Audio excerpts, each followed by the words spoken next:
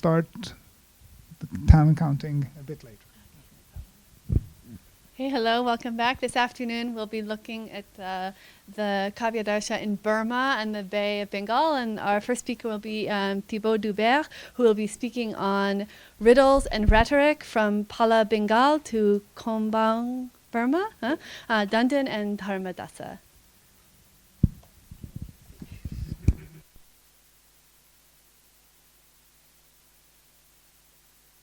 Okay, I'll put this. So first of all, I'm very happy to have a chance to talk about this topic and contribute in some way to the great exploration of Dandin's legacy. Sorry. Here we go. Okay. Oh, close your eyes. Here we go. So so far we've focused on Dandin. We've mentioned other texts which were translations, commentaries, etc. I'm gonna talk about a different kind of relationship, at least I think, and we'll see also how these other sorts of intertextuality maybe can inform what I'm going to talk about today. And just so you find your way among the jungle of text and references that I may drop on you, I will first start with a general mapping of the diffusion of mainly the Vidagdhamukamandana in relation with always Dandin, but this time Dandin in the background. And then we'll bring the focus on the texts themselves and on the conceptual relationship between those two texts. So my contribution explores various aspects of riddles and riddling in Sanskrit poetry through the study of the relationship between Dandin's Kavyadarsha and Dharmadasa's anthology/treatise titled Vidagdhamukamandana, the ornament for the clever man's mouth. Some time ago, as I was exploring the presence of Sanskrit culture in Burma, I observed that both texts were occasionally associated in various contexts. This provided me with a point of entry to study their relationship at the textual and conceptual levels. How could both texts constitute a tandem in a curriculum? Can we trace the association between Kavyadarsha and Vidagdhamukamandana to an earlier history, before the text entered the world of Theravada Buddhism? How do these texts function together at the conceptual level? How this conceptual setting impacted the fate of Vidagdhamukamandana in South Asia and in Southeast Asia. In the first part of my presentation, then, I will give an overview of the diffusion, as I just said, of the Vidagdhamukamandana and try to shed some light on the context in which it was composed. As we will see, the question of the origin of Dharmadasa's anthology is key to the understanding of what we may call the prehistory of the diffusion of Vidagdhamukamandana, along the Kavyadarsha, with the Kavyadarsha in Southeast Asia. Then we will turn to the texts themselves and see how Dandin's treatment of Prahelikas may be seen, and I insist here on the may, as the original impetus for the composition of Vidagdhamukamandana by Dharmadasa, and how the Kavyadarsha may have conditioned its later spread. The overarching theme of this presentation is in line with the way riddling and other textual practices that are part of the Kavyadarsha's third book were treated by various pre-modern authors throughout South and Southeast Asia. And by that, I mean that we will explore the frontiers of poetic discourse and the liminal status of riddling as a poetic form. As we will see, the topic of the relationship between literary forms and their role as modes of sociability, as well as the repurposing of such forms, will run throughout my survey of the fate of Dandin and Dharmadasa from Pala Bengal to Konbaung Burma. The Vidagdhamukamandana was composed by a certain Dharmadasa. We do not know anything about the identity and the life of this author. The text itself provides some clues on the basis of which one can conjecture a period during which the Vidagdhamukamandana was composed, and if one dares to engage in even bolder conjectures, one can locate its author in a specific literary milieu, that we're now very familiar with, that is the royal monasteries of Pala, Bengal. We dispose of a handful of studies on the Vidagdhamukamandana that mainly deal with the religious obedience of its author and the date of composition of the text. Despite its huge popularity in pre-modern times, scholars rather recently started discussing this text. And when I say huge popularity, just looking at, for instance, the entry of the Vidagdhamukamandana in the Catalogus Catalogorum, the newer volumes, shows that we have hundreds of manuscripts. We'll talk about the geographical repartition of this. So most discussion and references to Dharmadasa in modern scholarship date from the 1950s onward. References to works and authors in the text indicate that it was composed after the 7th century, that is based on the mention of Bana, and the earliest explicit reference to Dharmadasa is found in Vidyakara's Subhashita Ratnakosha. Here is the stanza that is explicitly attributed to him by Vidyakara. So, the tongue in a villain's mouth seems weighted with a stone and cursed by the sage Durvasas, forever sealed with the lack of numbed by poison, tied with strong ropes, or pierced by an iron pin that never can speak a word of others' merit. So this is Ingalls' translation. The stanza itself is not a riddle, and it is taken from the opening of Vidagdhamukamandana, in which the author praises good and blames bad characters. Hence its location in the Asadvrajya of the anthology. In the Sankirna Vrajya of the Subhashita Ratnakosha, number 1753, Vidyakara quotes another stanza present in the Vidagdhamukamandana, but omits to indicate the name of the author.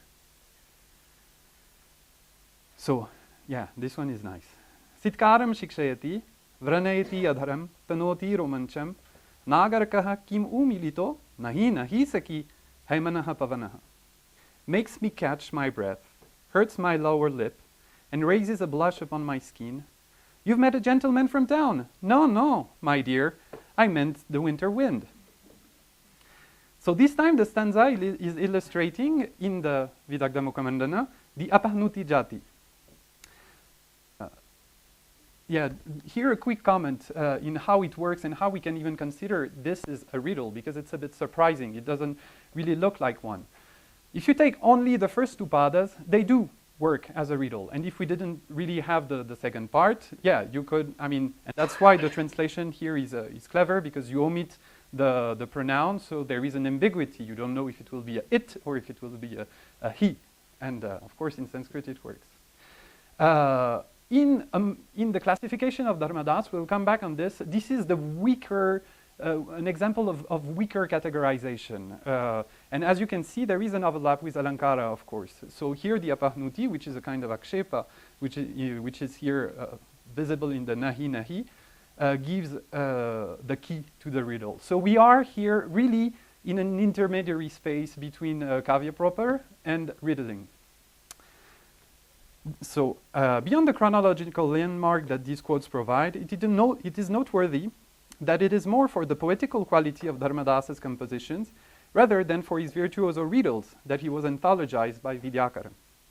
As I shall mention it again, the first stanza, when replaced in its original context, may show that Dharmadasa's endeavor was not merely for art's sake, but may have had a polemical motivation.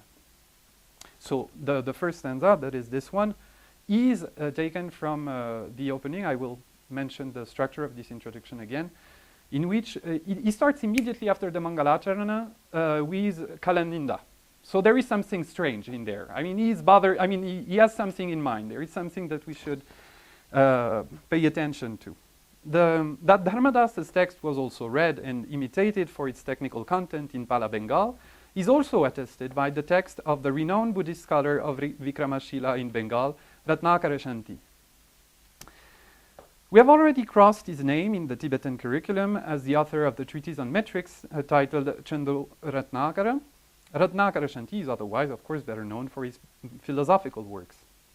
Although he does not explicitly state in his text, the title is Vidagda Vismapana, the amazement of the connoisseurs, translated into German and edited by Michael Hahn. The text is obviously named after the Vidagdhamukamandana. Despite its narrower scope, the Vidagda Vismabana shares the same concern for classification. And it's much shorter, but it's very dense and extremely bright. Especially for its parts on Chitrabandhas, which are extremely elaborate. Another noteworthy feature of Ratnakara Shanti's work are the specifically Buddhist examples fashioned by the author, a topic we will mention later in the case of the Pali versions of the Vidagda Mukhamandana.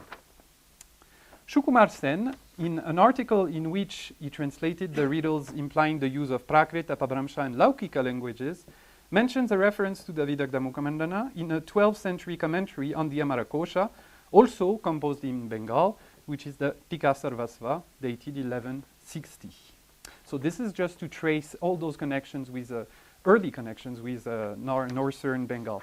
Since I mentioned the article by Shukumar Sen and the presence of those Laukika Prahelikas, it's important, so we were quickly looking at it with Andrew, since we're talking about dates and origins, etc. Unfortunately, the Laukika do not really help us to locate Dharmadas in a regional context. I mean, doesn't have enough specific features. All these early references to the Vidagda Mukhamandana seem to point to a northeastern origin of the text. The fact that Dharmadas was himself a Buddhist and the reference to Chandragomin, the author of the Chandra Vyakarana, a crucially influential text in Pala Bengal and later Buddhist grammatical traditions, may also indicate that Dharmadas belonged to the milieu of Pala royal monasteries. So far, the oldest manuscripts containing either the Mula or a Tika are from Nepal, the Nepal Mithila region, and were written in Nepali or Proto-Bengali scripts between the 14th and 17th centuries.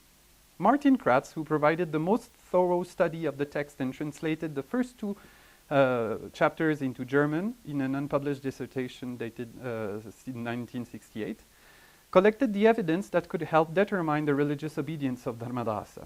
He lists 5 verses in which explicit references to Buddhism are made, including the Mangalacharana, and also the closing verse, which leave absolutely no doubt. But we also have, of course, references to Hindu deities and Puranic stories, which again, goes well with again, if we look at the Subhashita Ratnakosha, we are in the same kind of spirit. The transmission of the text in Mithila and Nepal in the subsequent period and the presence of no less than 30 manuscripts in Nepal today correspond to the path followed by many texts produced in Bengal during the Pala period and would tend to confirm this theory. In the later periods, one can distinguish various kinds of transmission of Dharmadasa's work. One is the reproduction of the Mula text, often with marginalia explaining the most complex mechanisms of some riddles, and sometimes with full-fledged tikas and commentary. Tikas. Right now, I listed around, and it's really provisional, 17 commentaries on Dharmadasa's text without taking into account the Pali tikas that I will mention. A popular commentary was Tarachandra Kayasthe Shiromani's Vidvan Manohara, mainly found in collections in Nepal and Bengal. I think it is still unpublished, and I do not know if it can be dated. So this is just a picture from a manuscript from the Sanskrit College, this one in Devanagari, as you can see. A second manifestation of the impact of Dharmadasa's text on the Sanskrit tradition is the composition of other anthologies reproducing the pattern of its title. We have seen the example of the Vidagda Vismapana, and we also have a good example with the short, undated Buddhavaktaramandana by a certain Kika, which has also been edited. The third case is, as far as I know, only found in Bengal of transmission, the third mode of transmission. That is the gathering of almost completely new, shorter anthologies bearing the exact same title, Vidagda Mukhamandana. Thus, the 19th century printed edition of the VMM in the Bengali script, as well as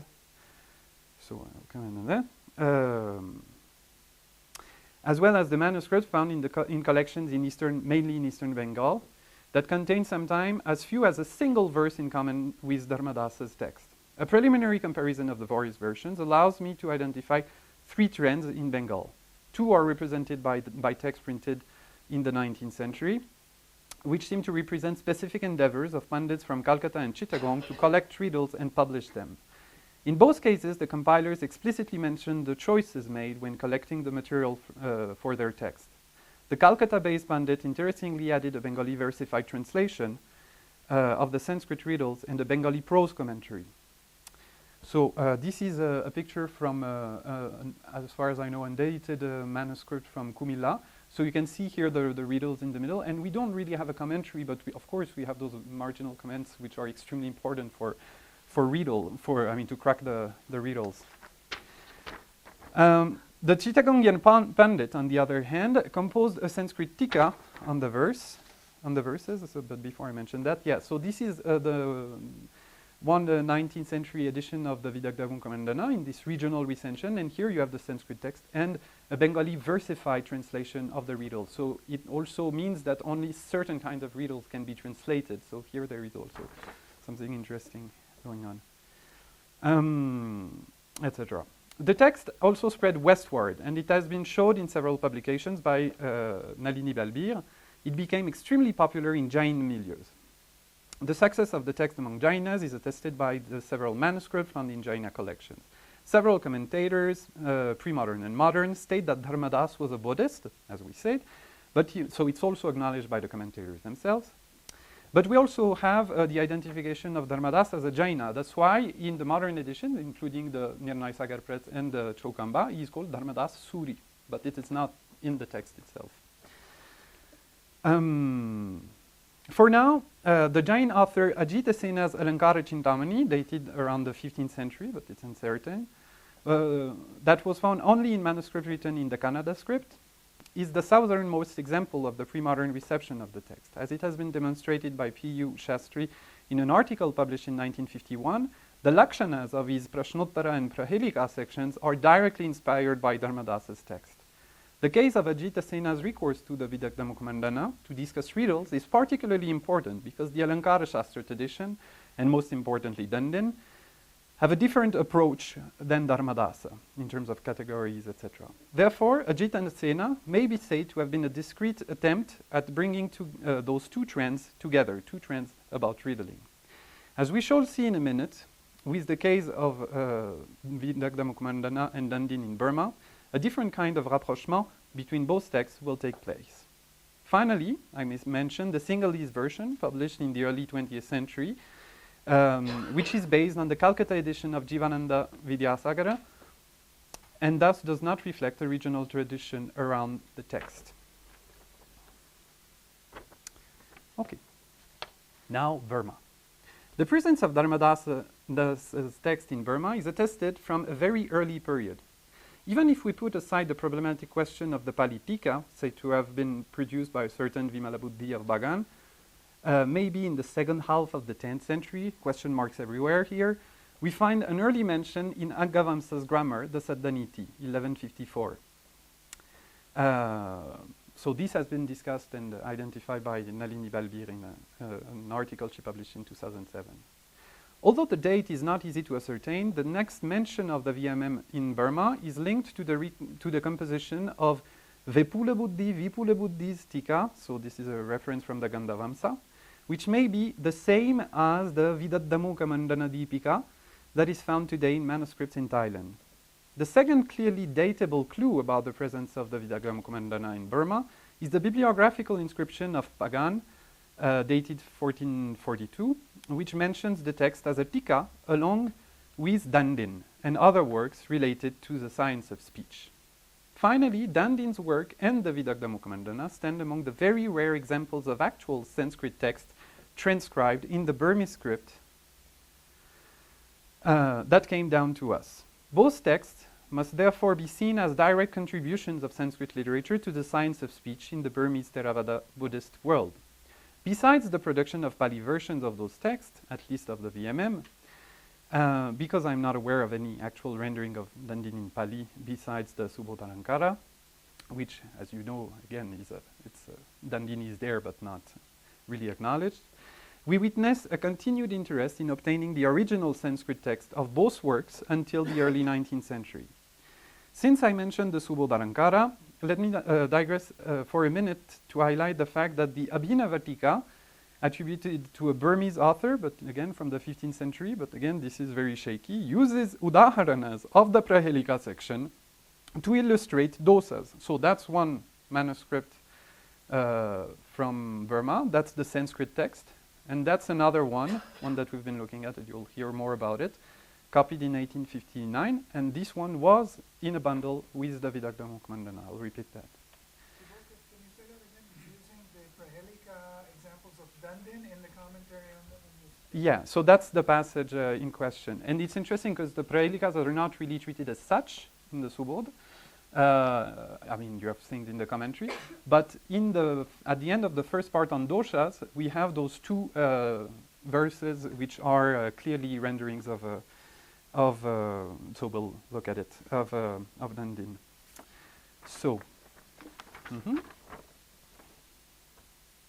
so here, yeah, and these are really interesting examples. So the first one illustrates the Samana Shabda in Dandin, and we may just focus on this one for now. And it is really almost a Pali translation, as you will see. We'll look at the Sanskrit text in a minute of Dandin, and here, voila. So the mechanism of this Prahelika. So let's read it. Atarodhyane mayadarishta vallari panchapallava pallave pallave charlara yasyaha kusuma manjari. In this garden I have seen a creeper with 5 sprouts, and a fresh bud was on each sprout. So it's an interesting example also to see how Dandin treats those Prahelikas, and we'll see the contrast with Dharmadasa, because that's another example of weak Prahelika in a sense, because you really wonder what is a Prahelika, and if we could not read it with the tools of Alankaras, again, here the specialists are in the room, and you may have more interesting things to say, but this really looks like a plain Rupaka without the Upameya, basically.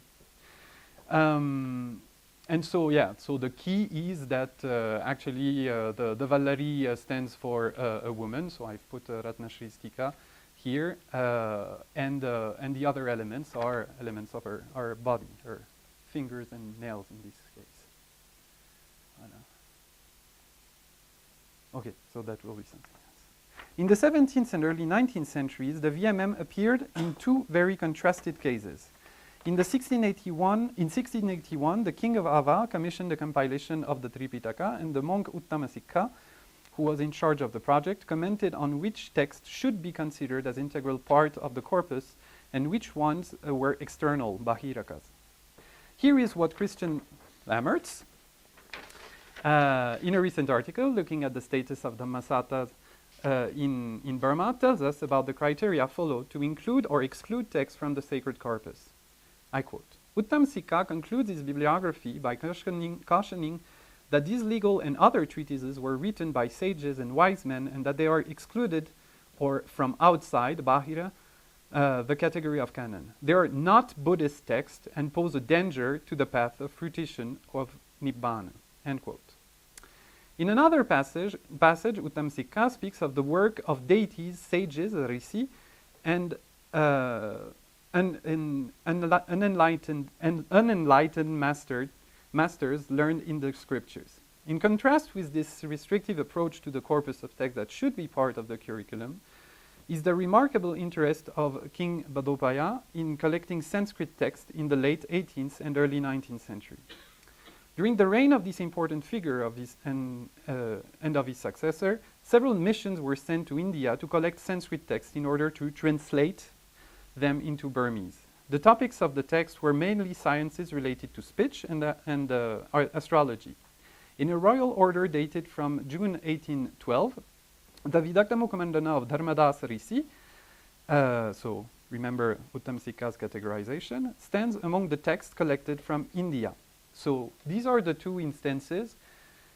You may have had time to go through them, but what we have to notice here is that we have a Brahmin who is involved in bringing back the text, and it has to do with the installation of a statue, which is very unexpected. I mean, and so the Vidagdamukandana here is an authority for the ceremony of installation and for prayers. So the prayer side makes sense, because as we know, riddling can be used in a devotional context. It's something well attested. But nevertheless, it is definitely not how the Vidagdha Mukhamandana presents itself. We'll see that in a second.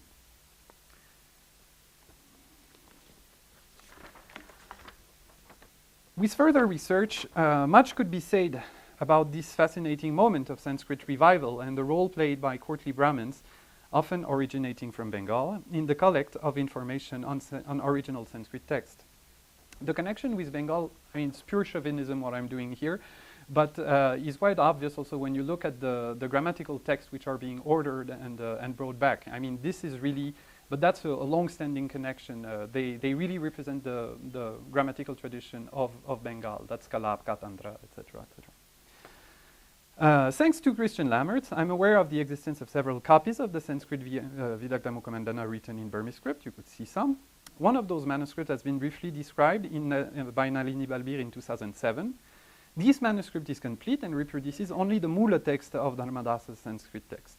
Another copy is incomplete and starts in the middle of the second Paricheda.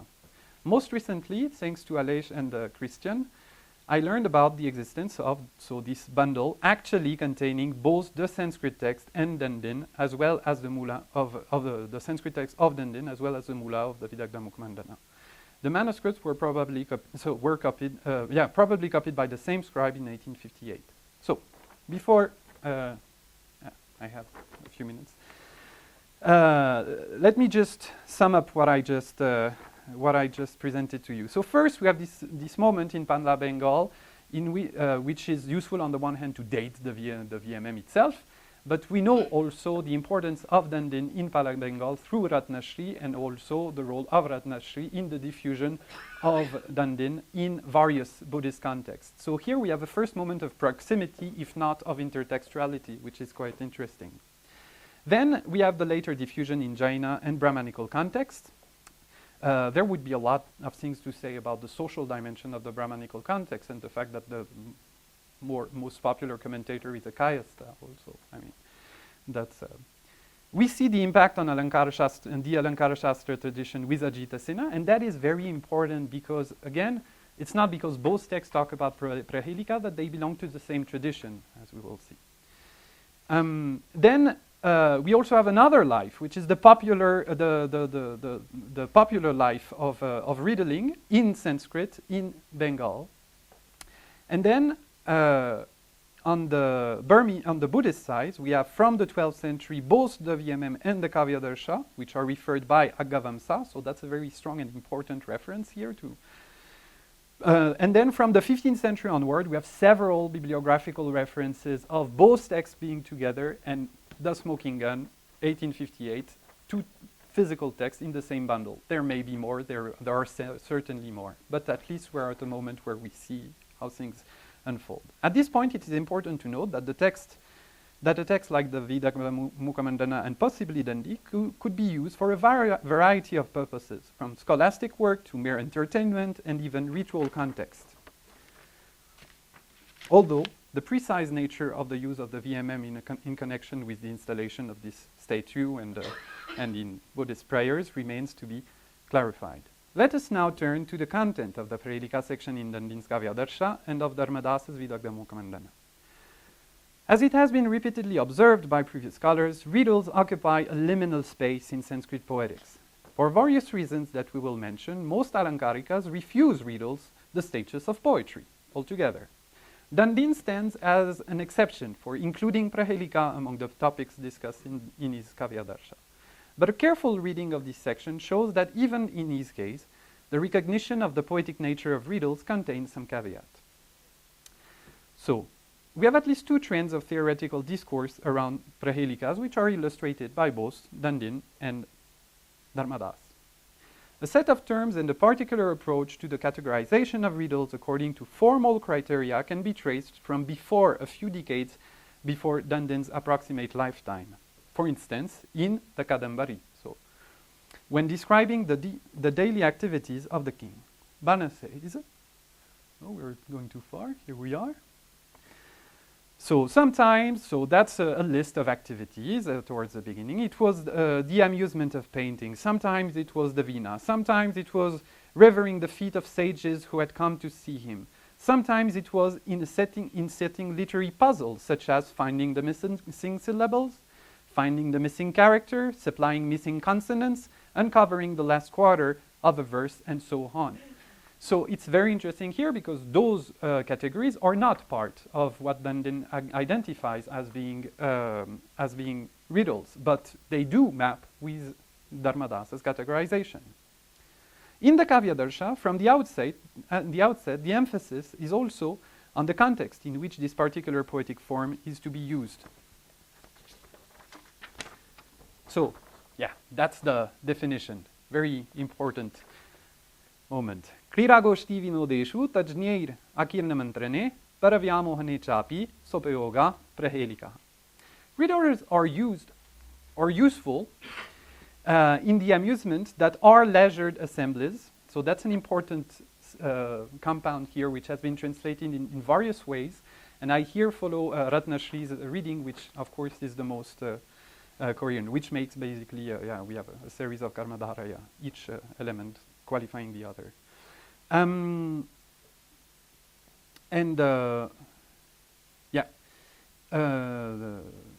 we'll actually look at Ratnashri's commentary in a minute. So here we can see, again, making the link with Barna's reference, the importance of the social context. I mean, riddles are defined first and foremost by the way they are used. And we will see that with Dharmadas, it's the same thing. You would expect from someone who devotes an entire text to the subject to define the overarching topic of the work in a very precise way.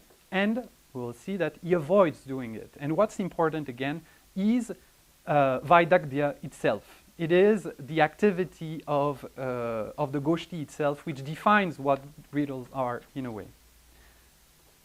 So here is, this passage in Ratnashri's Tika is very interesting because we see here the shift from the Shastric approach to the more practice-based approach of Dandin regarding prahelikas, so with this reference to Bhamaha.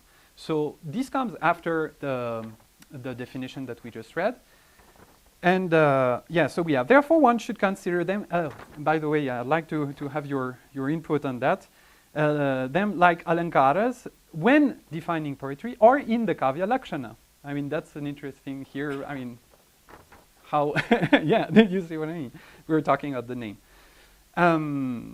Moreover, Bhamaha said, so it is mysterious due to the meaning of various roots. It shares, so here, this, I would also like to have your input on this Yamaka Vyapadeshini, and deceives with Yamaka. So is said to be a prahelika in Rama Sharma's Achyutottara. You wonder, well, what is this Ram Sharma? We haven't heard his name yet.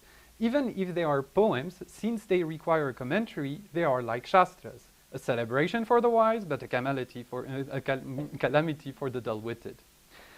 So here we have a reference to a treatise which, as far as I know, is not extant anymore, in which we have a categorization of riddles. We do not have any hint to the categories which are enunciated in this, but the title itself, Achyutottara, resonates with the categories which are given, of course, by Bana and also by Dharmadas, because the one way to qualify, to define riddles is to look at the kind of answer that we have. So here the focus is on the answer rather than other sorts of semantic mechanisms. Okay. So after that, we have the actual list of prahelikas. For the sake of time, I won't give you all the categories. Many of you, I mean, those who, of course, could read all this in detail. I've tried to translate all this, so maybe I can share it at some point. So we have actually 15 actual categories plus the Mishra category, as usually. And at the end, we have this comment.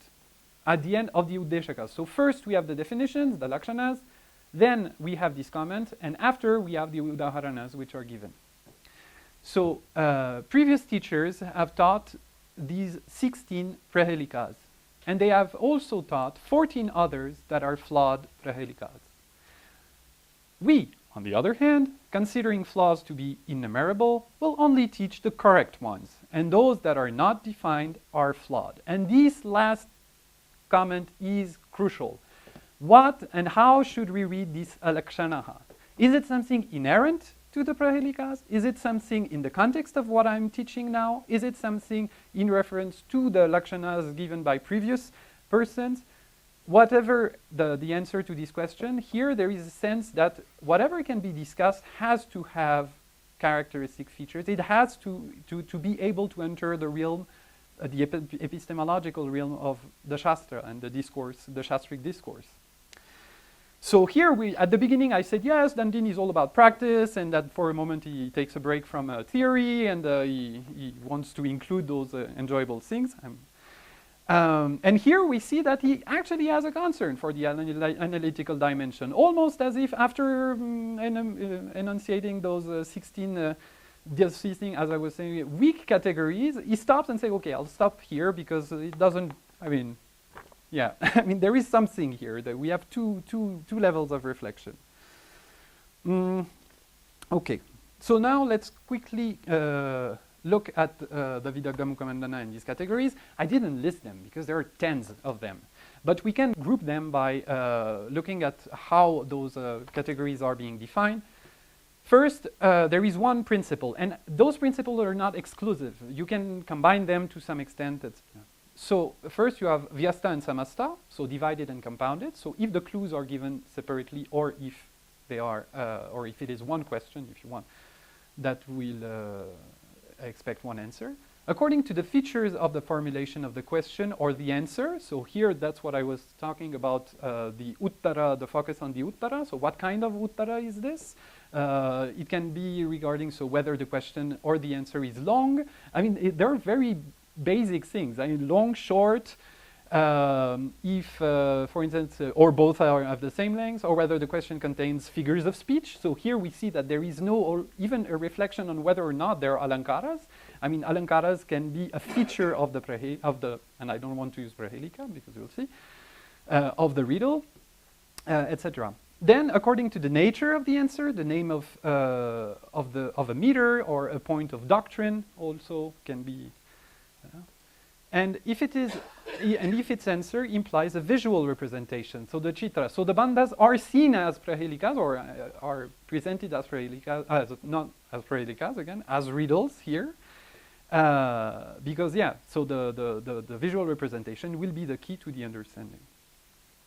And or if it implies a recourse to languages other than Sanskrit, so here it's a pure linguistic element, and of course, in those one, you can go back and see if it's a Vyasta, it can be a Samasta, and you can combine all those categories. Prahelikas themselves, the Prahelika itself is only defined in the last book of the Vidagdha Mukhamandana. And here is the definition that he gives, very different from Dandin, as you can see. After manifesting some meaning by concealing the actual meaning, when both manifest and hidden meanings are uttered, these are called riddles. So I put the definition given by Dandin underneath. So you can see here the focus is on at the semantic level. But it doesn't mean that Dharmadasa doesn't care about the practical dimension. It is actually stated at the beginning, at the very beginning of the treatise, when one would expect him to define what a riddle is. And instead of doing that, that's what he tells us. So, after the Kalaninda and the Gunistuti, etc., comforted by the thought, by this thought, what is this thought? The thought that bad people are bad people and good people are good people, and good people will understand me, and bad people, I don't care about them. And leaving behind convoluted composition, which is really funny when you see what kind of text he is about to read, this Gura Rachana. For the enjoyment of the wise, and according to my own abilities, I shall discuss briefly what? The topic under scrutiny, the Vidagdha Mukhamandana. So this is the Ikshitartham. What is the Ikshitartham? It is the Vidagdha Mukhamandana itself. So the text defines its domain in a way. And then comes clearly the practical, I mean the idea of the goshti that comes back. If you intelligent people wish to attend and speak in a gathering, take the Vidagdamukamandana as a pan and come in. And then starts the first explain. I mean, and then we have the list of the categories. So I'm basically done here with my presentation. Thank you.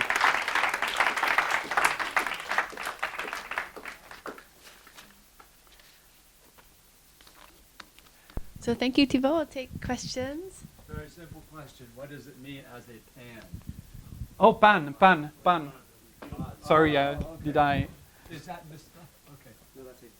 It's this condiment. Yeah, No, betel it's leaf. mistyped. Oh, sorry, I forgot the extra. Sure, it was not the only typo. Thank you, Thibaut. I thought maybe I can give a few facts about how this section is given in the Kaviraja Marga, and I'd be curious to hear what your thoughts are on about the particular usages. It seems, well, first of all, it has a division between, of course, this, bandhas and kavya and prahelika. It makes it all flows, but it's fine.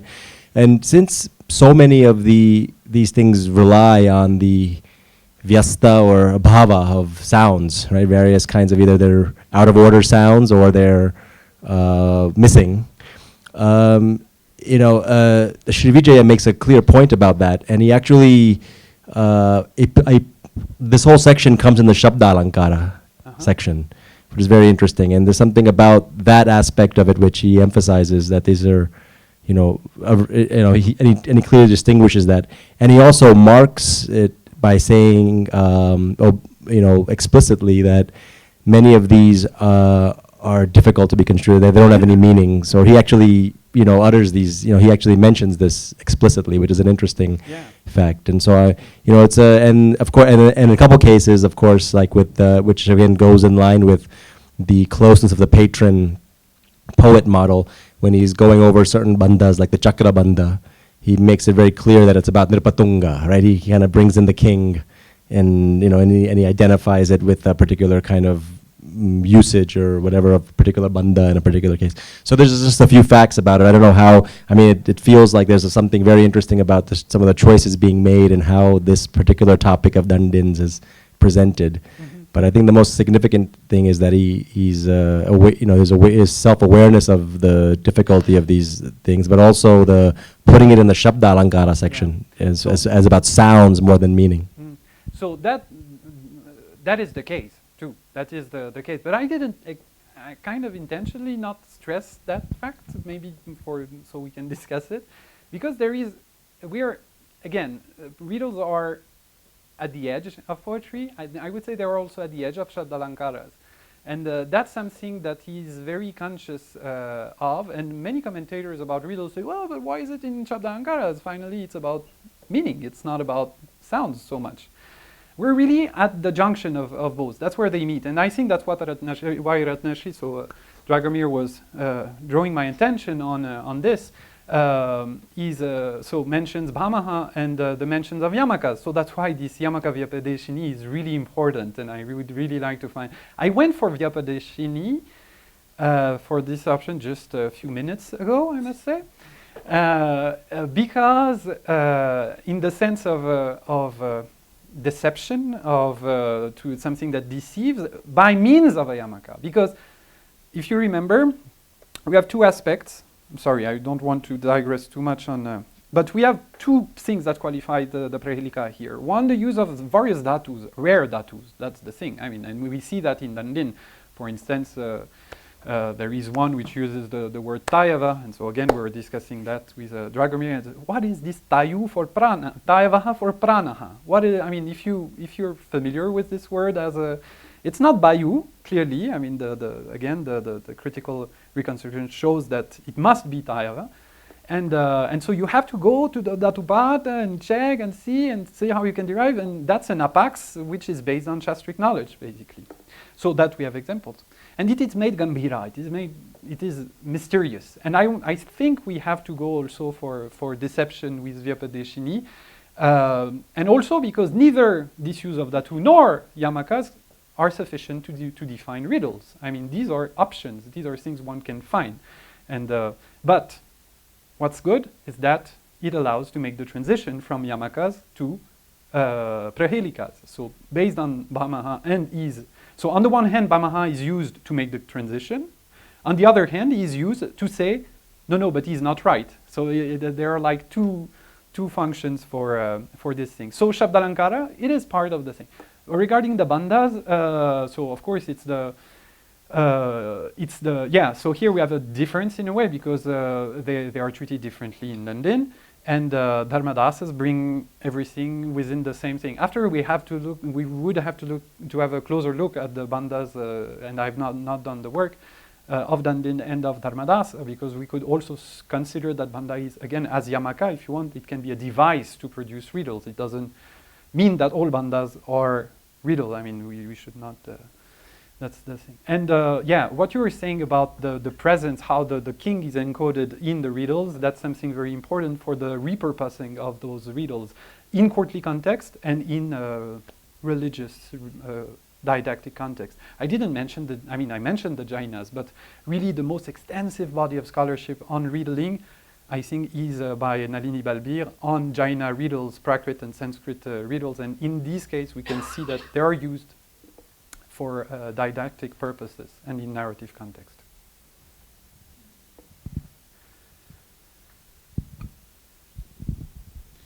Well, thank you very much for a very interesting presentation. I have a small question, taking advantage of the fact that you're French.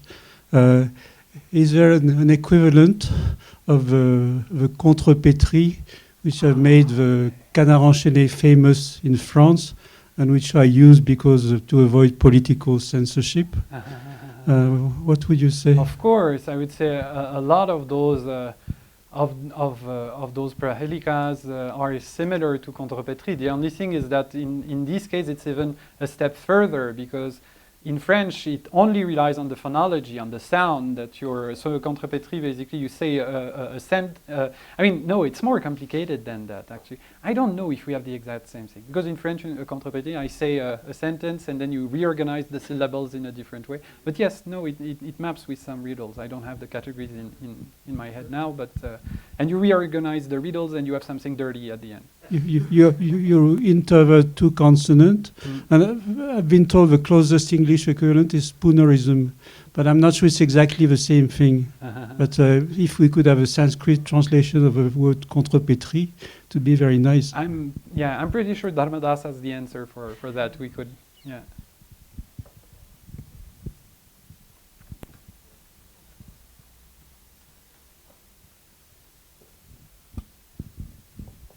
Thanks.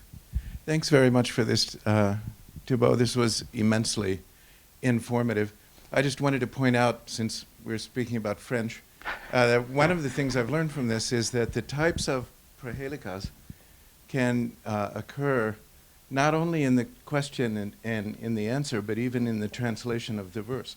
And you give a clever example back at the beginning in your second example from the Subhashita Ratnakosha. There's a bhashantara at the end. No, yeah. If we can find that. Of course. One more. That's it. The last line. No, my dear. This is where. I don't know if it's a typo, if it's something that I did, or if it was in Angal. No, that's the bhashantara. That's the bhashantara. Prahelika. And as a matter of fact, nahi nahi is also a bhasha way to express, yeah. Well, that's more like bhasha sama. Yeah.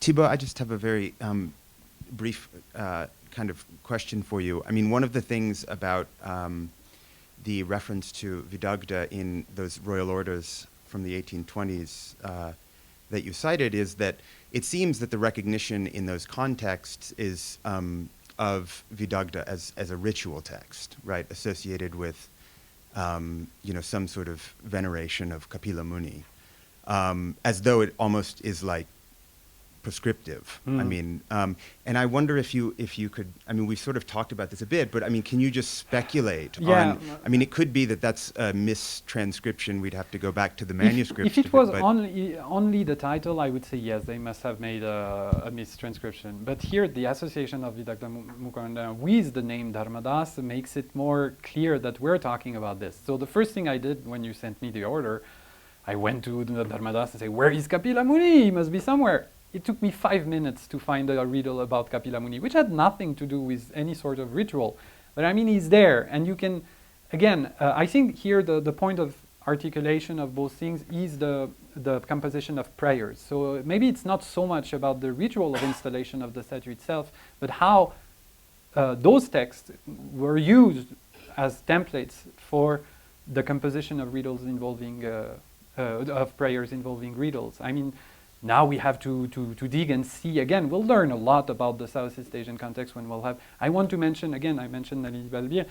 She's been working on the Pali versions, worked on the transcription of one of them with a commentary, etc. I have not looked at this material yet, so we'll learn a lot about how it was actually used in the monasteries and by monks. So I wouldn't be surprised to see that there is a repurposing of this kind that would appear. Thank you, Thibaut. This was immensely rich and true Mukamandana of the Vidagda.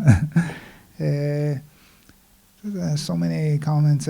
Just 2 quick comments and then a question. So about the Kala in the Durjana, that you said that there was some sectarian background to this, but in my reading of this, this is usually about the bad critics. I was not thinking about sectarian. If I may answer quickly, it's precisely about critics, Okay. and I think it's a reaction to the Alankarikas and, in a way, to the dismissive attitude of other people. About You that. see verses like that in the beginnings of many. No, they are works. there, but here it's Mangalacharana, and then 4 of them. I mean, Also in Subandhu there are a few of these. okay. So, and then Apaya had a copy of the Vidagda Mukamandana, so you can But- put this on your map. Apaya Okay. Dikshita, he quotes it in his Oh, that's School great. Ananda, So that's yeah. more on the southern Yeah. side. Yeah.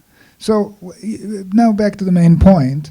So you've convinced us, I think, that in the receptive history of Dandin and the Vidagda Mukamandana, there's a close relationship between them. People read them together, people copied them together, people shipped them together, people shelved them together, things like that. So obviously there's a strong connection in the receptive history. Can I ask you to speculate about the genetic history of the relationship between these 2 texts, if one author knew about the other, or what do you think about that? So yeah, that's a crucial question. So far, but again, I must maybe read more closely, and I haven't found any. I mean, in terms of chronology, I think it's pretty clear that Dharmadas comes after Dandin, anyway. That said, I was expecting to see references to Dandin and to Prahelikal, because since he's the one, I mean, especially in this period, who would have given a treatment of that. It doesn't appear anywhere. It doesn't appear in the categories. It doesn't. I mean, the lamest link that I can make is in the closing stanza of the Vidagda Mukamandana, in which he uses the compound Mukambhoja, but not applied to Brahma. And there is really nothing. He really doesn't reuse the categories as far as I've seen. So that's why I think. No, I can't even infer that, assume that he was aware of that. What he was aware of, and that's why, again, I want to give more importance to this opening, and because it's not a very discursive text. It's really a kosha with some lakshanas and no discussion. And so at the only discursive part is the Kalaninda. I mean, that's really the only thing. So you can see that there is a reaction to something which is around. And that Dandin was, as I was trying to show, he was he was slightly apart from the rest of the crowd of the Alankarikas and more leaning towards the taste of Dharmadasa, etc. But at the same time, he was also part. So, I think that's the link. That's why the two texts can go together, but that's a story of love and hate. That's really the thing. After, if Dharmadasa was actually reacting to this, we have to find more clues. What I would like to, one thing I must mention, I haven't been through all those commentaries that I mentioned. The only commentaries I used are the printed ones and are the modern ones. What I would like to see, if someone like our Kayasta Shiromani uses Dandin at some point in the commentary, this is very possible that the later tradition, again, put those texts into a more, a richer dialogue than just putting them on the shelf. Yeah. So that's, Two small things. Back to Ratnashree's quote of Bhamaha. Yep. Unless that Tatascha Bhamahe is, and the quote is part of a bigger sentence, there's no way Kavya Lakshane can be the name of Dandin's text. No. Whatever. I thought you were suggesting that. That's not what I wrote in my translation. Okay. Either. Yeah. But it's the general activity. The So general maybe a activity genre label. of defining. Yeah. It may be a genre label is meant to comprise both what Bhamaha and Dandin. Okay. I thought you were suggesting that. I was, mentioning it like. Okay. Give it a try.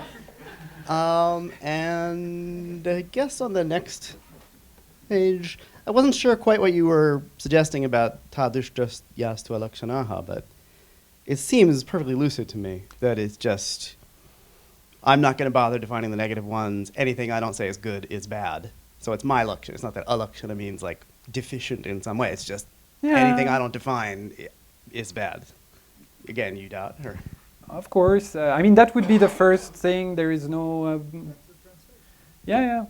But Okay, again, I just wanted to to just leave it open to the... And don't you say that, doesn't Ratnashri say that Rama Sharman is the Purvacharya here? Yes. Yeah. Oh, that's clearly... Okay. Yeah. I remember that just for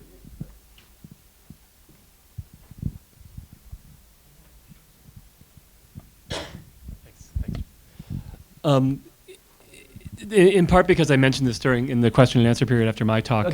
Before you speak, I must mention something. Yeah. I must thank you for because we translated the lakshanas together first.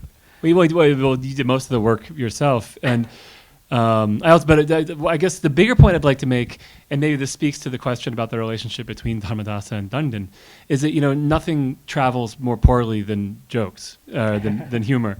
Nothing's less translatable or less exportable, and because I mentioned this before, I wanted to draw attention to this, and if you could, I don't know if you have them ready to hand, but there are at least two places in Dandin's Prahelikas where it relies on the fact that he knows Tamil. I was hoping you would. Or at least, or there's one where it's about knowing Tamil, and the other is about pronouncing Sanskrit like a South Indian.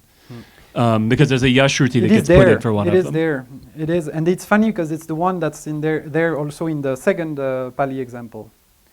Here with the Kadayo Kani Bante and this Kani Kanye. Right, but there's also there's Kale and Kani. Yeah, Kale and Kani. Yeah. Here we don't have Kale in this. No, because Kale is Tamil Kal for foot, Pada, as Ratnashri says, and then Kani is taking the Tamil Kani as Kani and then putting it in the vocative. So it's a kind of multiple level Sanskrit joke. And it's. And then I forget what the other case was where it was really that you had to insert a ya somewhere where you wouldn't do it as a Rajatana, also, which just shows a southern transmission of this name. That's the name of a tree. That's a riddle. And so what he gives is Rajatana, and what Koshas give is Rajadana. So it's very small, but it just shows like phonological things with Deshi words, which. But I wonder if this might be another one of the cases where there's another case where you really have this kind of hard connection with Ratnashri, whose ability to actually move between the Pala world and a multilingual South Indian world where he knows Sinhala, he has a kind of passive knowledge of Tamil, just perforce, passing through Kanchipuram or whatever. And this is a case where he really makes possible the kind of the But it would have been great that, and that's why I remember, we can check immediately, he doesn't. mention the fact that it is based on this another language or that's whatever. true. They just try to derive it, even grammatically. In the case of Kale, they actually, give grammatical rules to derive it and find the meaning of a leg. From Kalyate, yes, Yeah. it's a so-called Kamadhenu root. It can mean anything. Uh-huh. The root Kal. And so no, but one thing in connection with that. First, there is in the translation by Butling of this one, it's very funny because there he gets angry. He says, "Oh no, but this kind of riddles, it's really not fair because only an Indian can solve it," and he says no properly educated mind could crack this riddle, and then he gives the explanation of the commentary. Just sarcastic remark, actually. It's perfect. It's fine. I would do the same. It was sarcastically meant by Björn. Oh, of course, yeah, completely. And he ends by saying that the answer to this beautiful riddle is no. But I liked the comment, and it's a very important comment because an aspect which I haven't mentioned here is the regional dimension of riddling. We have some work, so for instance, by my professor in Kolkata, Shotonarayan Chakraborty, on the elements of regional pronunciation of Sanskrit which are at play in some riddles. So he worked on the regional recension of the Vidagdha Mukhamandana, so which do not contain exactly those, the same thing as the one you would find in the diegetic text. And several riddles clearly show that if you want to solve them, you have to pronounce Sanskrit with the Bengali pronunciation, which, as you know, is very peculiar when it comes to Sanskrit. Yeah, I just want to ask you, there is a book called Sudhira Mukhamandana in our tradition, which suddenly came up somewhere during the 18th or 18th 19th century? But we don't know its history. Uh-huh. And I can only say that there is a book by this name. I really don't know its content. I would like to look at it when I go back and let you know. Oh, I would be, it would be great. It would whether be the subject matter can be connected to this. And that makes me think, just to finish quickly on that, when dating if you look at the scholarship on the dates of the Vidagdha Mukhamandana, you have an argument which comes again and again about Bhoja mentioning the Vidagdha Mukhamandana. The problem is that it cannot be this Vidagdha Mukhamandana. He's talking about plays, and there is no mention of Dharmadasa, so it must have been another play.